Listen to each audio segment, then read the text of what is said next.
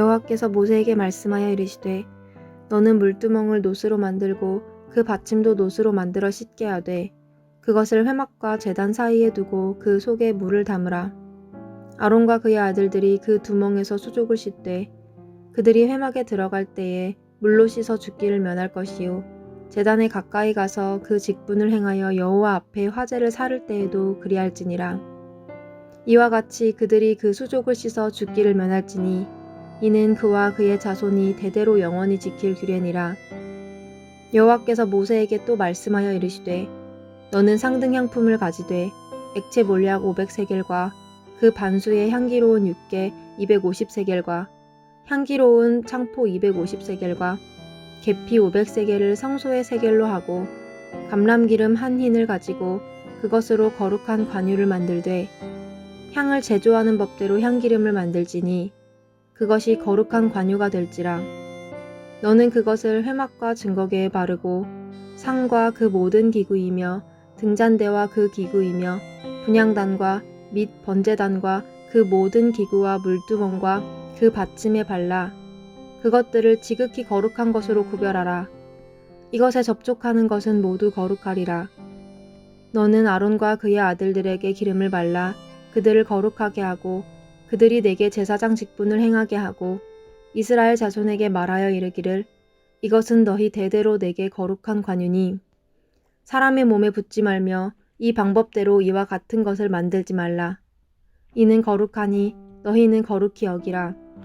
이와 같은 것을 만드는 모든 자와 이것을 타인에게 붓는 모든 자는 그 백성 중에서 끊어들이라 하라.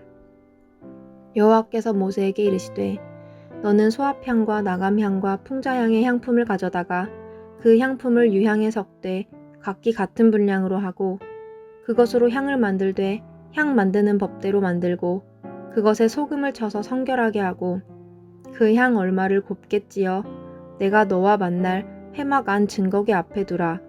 이 향은 너희에게 지극히 거룩하니라. 내가 여호와를 위하여 만들 향은 거룩한 것이니 너희를 위하여는 그 방법대로 만들지 말라. 냄새를 맡으려고 이 같은 것을 만드는 모든 자는 그 백성 중에서 끊어지리라.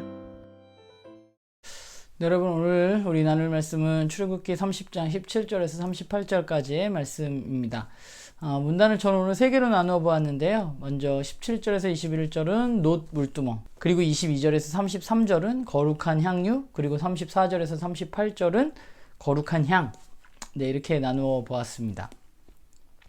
성막의 여러 가지 기구들의 제작에 대한 이야기가 계속되고 있는데요.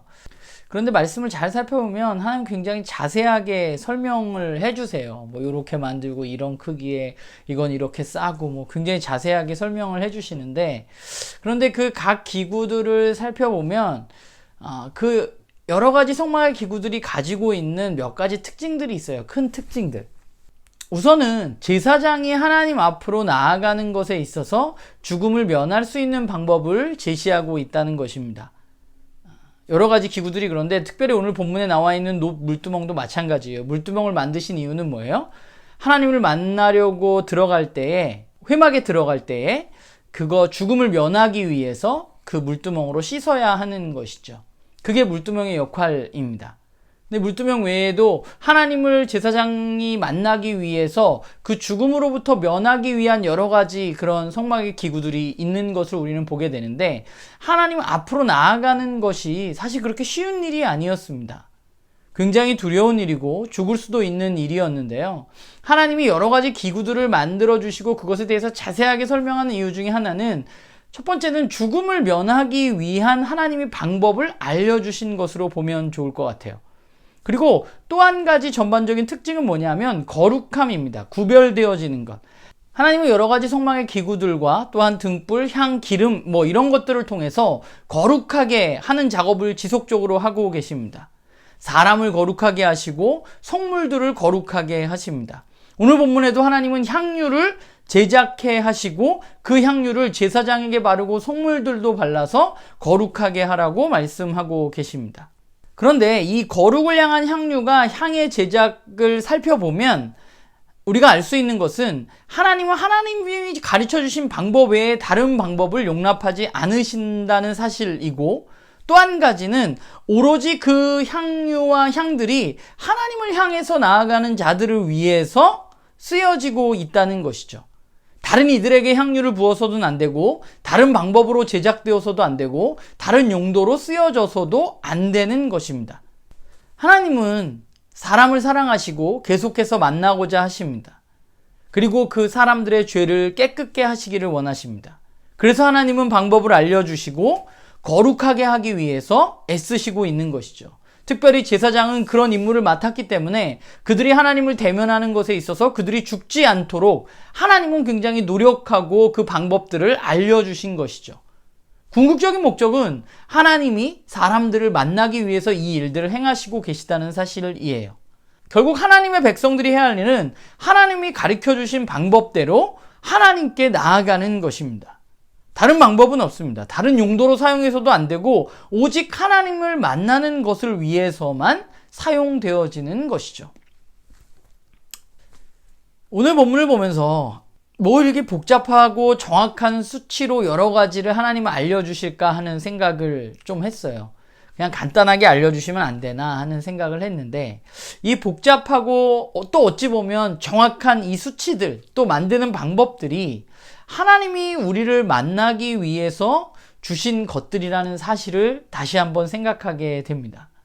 우리는 왜 그렇게 만들어야 하는지 사실 그 이유는 알지 못합니다. 왜 그 크기이고 왜 그걸 노수로 두르고 금으로 하고 이런 이유는 우리는 알지 못하지만, 그러나 분명한 것은 하나님은 하나님과 하나님의 백성들이 만날 수 있는 방법을 계속해서 제시하고 계신다는 거예요. 그리고 그 방법을 통해서 사람들은 하나님께로 나아갈 수 있고 만날 수 있게 된다는 것이죠. 우리가 해야 할 질문은 왜 이렇게 우리가 만들어야 합니까가 아니라, 사실은 우리가 해야 할 일은 이런 방법을 통해서 우리를 만나주시는 하나님에 대해서 감사하게 생각하는 것이 바로 우리들이 해야 할 일이 아닌가라는 생각을 하게 돼요. 하나님은 사람을 에덴 동산에서 쫓아내신 후에 사람을 버리신 것이 아니라 이 문제를 해결하시기 위해서 계속해서 노력하고 계십니다.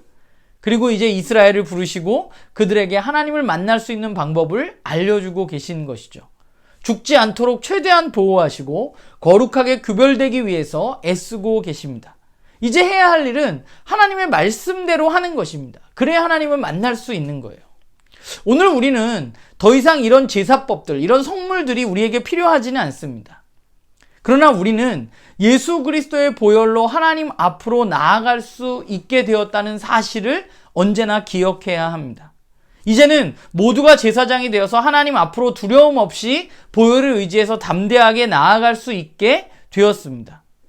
그러면 하나님은 우리를 왜 그토록 만나고 싶어 하시는가? 왜 구약에는 이런 복잡한 방법, 그리고 예수 그리스도를 이 땅에 보내시면서 우리가 하나님을 만날 수 있도록 하시는가? 그것은 우리의 죄의 문제를 하나님은 해결해 주시기를 원하시고, 포기하지 않으시고 우리를 만나기를 원하시고, 또한 우리를 통해서 이 세상이 원래의 세상으로 회복되기를 원하시기 때문이죠. 하나님 우리를 사실 너무나 사랑하십니다. 원래의 계획대로 우리가 회복된 세상에서 살기를 원하십니다.